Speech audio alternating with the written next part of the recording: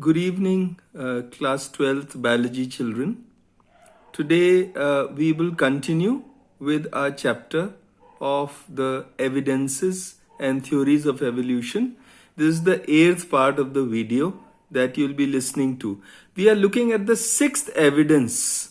Last time we looked at the fifth evidence, which spoke about the molecular and genetic evidence. And today we will be continuing with the evidences from geographical distribution. So we would be looking at evidences from geographical distribution. We see, children, that the biography is the study of the geographic distribution of life forms on Earth. We see that first of all, the geographical place was a single landmass. This was called as Pangaea, which told that a single landmass of Earth was there millions of years ago.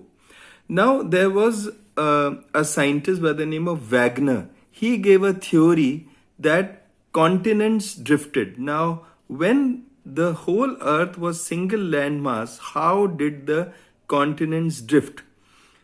We see that due to geological changes, movements of crustal plates took place, and this was below the Earth's surface, and huge land masses broke off and drifted apart into 6 major biographic zones.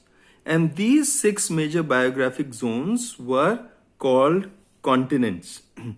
We see here are the 6 zones. One is Nearctic zone, another is Paleoarctic zone, another is Neotropical zone, another is Oriental zone. Number 5th we see is Ethiopian zone. Number 6th is Australian zone. Now, the whole of today's modern Earth, whole of the continents, they have been divided in these 6 zones. The fauna and flora of each region of the above reflect part of the history of changes in the Earth's surface. We see the flora and fauna, they got distributed when Earth was broken into different land masses. Then we see that when 6 land masses moved away, then seas separated these land masses, and so these separating seas acted as barriers. Then we see that different environmental conditions were present on different continents. So the plants and animals evolved independently in each biographical region according to the environmental changes that were prevalent there. Then we see that in the Australian continent, there were marsupials which are kangaroo-like, and they were once connected with the Asian continent. The Australian continent separated before the placental mammals came into existence. In Asia, the carnivore placental animals, they ate up all other marsupials. So we see that most of the marsupials which are non-carnivore or they are herbivore marsupials, they are found in the Australian continent. Now, this was a kind of a distribution because of the breaking of the land masses. Another example, let us see, is that the flora and fauna of Galapagos Islands. These islands are in the Pacific Ocean, and these flora and fauna resemble those of the South American mainland. from which the Galapagos Islands broke away and drifted towards the south. And these islands, they were once connected with the South American mainland. So we see that there is a resemblance in the flora and fauna of Galapagos Islands. Then we see there is another example, Darwin's finches. They are called Darwin's finches. Finches are birds, and because Darwin, he found out about these finches. Darwin's finches provide an example of adaptive changes in Galapagos Islands, which now drifted almost 960 kilometers away from the mainland of South America. Now, these three examples that I gave you were all examples of adaptive radiation. Now, we can define what is adaptive radiation. The divergence in various directions of the isolated fauna is called adaptive radiation. What is adaptive radiation? The divergence or the breaking away in various directions of the isolated fauna is called adaptive radiation. All these examples, they supported the concept of evolution. All these examples that we saw about adaptive radiation, they supported the concept of evolution. As we were talking about adaptive radiations, we saw that this clarified the concept of evolution. And what now we are going to study, children, is very important for your 12th board exams. Adaptive radiation in Darwin's finches. I have broken this whole understanding into 6 points. So in the board exam, you can be asked to explain this. So you can break it into these 6 points and write it as an answer. Galapagos Islands. The first point is about Galapagos Islands. These are volcanic islands which drifted away from South America about 960 kilometers away. In South America, the original ancestral finches were found, which were simple seed-eating finches.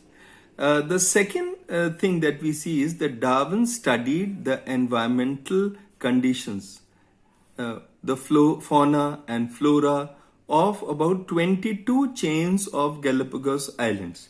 He found that the endemic, what is endemic? The local species, the endemic species of finches which had originated from the finches of South American mainland, these were different from the finches of the American mainland. The third thing which we see in Darwin's finches is that the Galapagos finches were found by Darwin, who saw that these were black in color and about 20 related varieties had developed. And these birds, they differed, listen carefully, in shape. We see here in this diagram that they differ in their beak shape, and they differed in the size of their beaks. We see that the different sized beaks are seen in this diagram, and the color of their plumage. Some were of black color, some were of greenish color, and so their plumage or their feathers were of different color. So we see that initially the 6 land masses that we talked about, those can be distributed into these modern ones: the North American, South American, the African, then the Eurasian one, then the Australian, and the Antarctic. So we see that these 6 land masses, they broke away from the main land mass. And we see that here were the Galapagos finches in the South American mainland. The Galapagos finches were there. And we see that the ancestral finches, which were from the mainland of South America, these finches, they radiated. They went into the Galapagos Islands, and there, according to the environment, they developed into different kinds of finches. They specialized in various kinds of life. So we see here that Darwin found that different geographical localities have similar habits, but house different species of finches which had affinity with American species. So he found that the American mainland finches, we see the fifth point, were simple birds. These finches, they were simple birds, and the Galapagos finches had specialized themselves. These finches were looking totally different from the original finches found in the South American mainland. The sixth point is Darwin concluded. What conclusion did he draw? He concluded that the American mainland species were original ones, from which different forms in Galapagos Islands adapted to the environmental conditions and became insectivorous finches. They became vegetarian finches, tree finches, then there were warbler finches, there were woodpecker finches, then there were medium ground finches, and there were cactus ground finches which used to survive by eating cactus. And each bird, because of their environmental change, they made changes inside their body genetically later on. And we see that the genotypic changes that came in these birds, those could be seen phenotypically. Now, these adaptive forms of finches were considered as new species.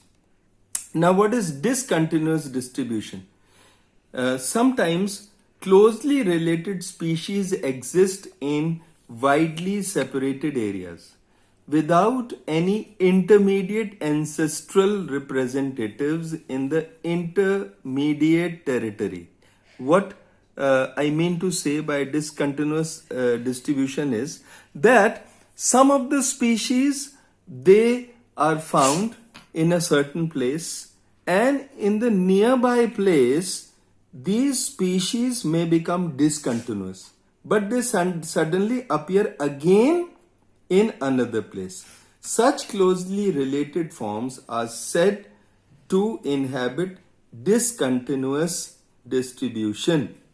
For example, lungfishes, that are well-known examples, which are found in 3 different continents: Africa, Australia, and South America.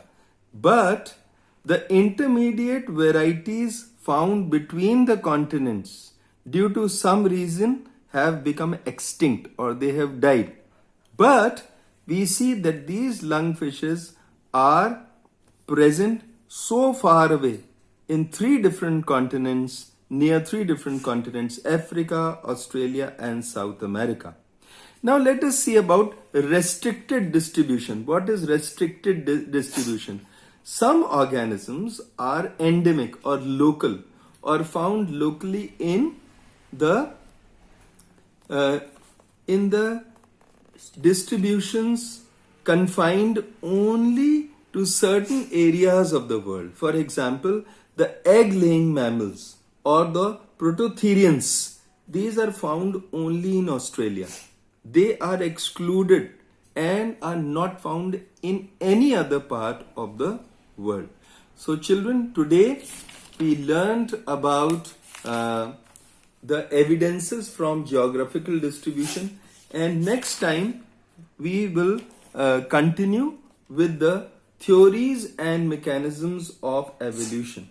One thing more that we can see as an example of adaptive radiations were the marsupials. We see that They were the marsupials as carnivore mammals, they were there in the Asian mainland. But we see that the other marsupials, they were distributed as the Australian mainland drifted away from the Asian shield. So we see the distribution of these marsupials in Australia. So children,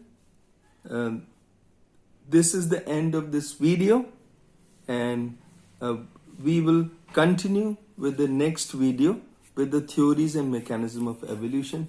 Till then, wish you all the best.